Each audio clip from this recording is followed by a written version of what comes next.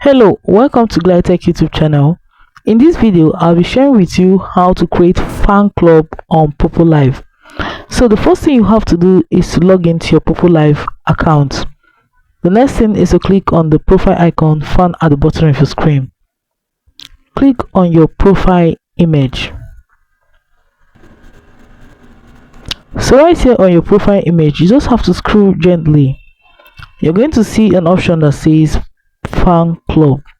So fan club is a club that you have automatically if you create a Poppo Live account.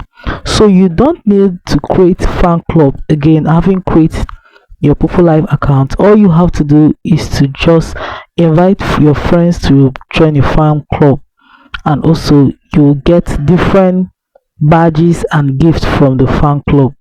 So you don't need to create fan club. As long as you have a Poppo Live account, you already have a fan club. All you have to do is to invite your friends to join your fan club. So guys, I hope with this you have been able to learn how to create a fan club on Poppo Live.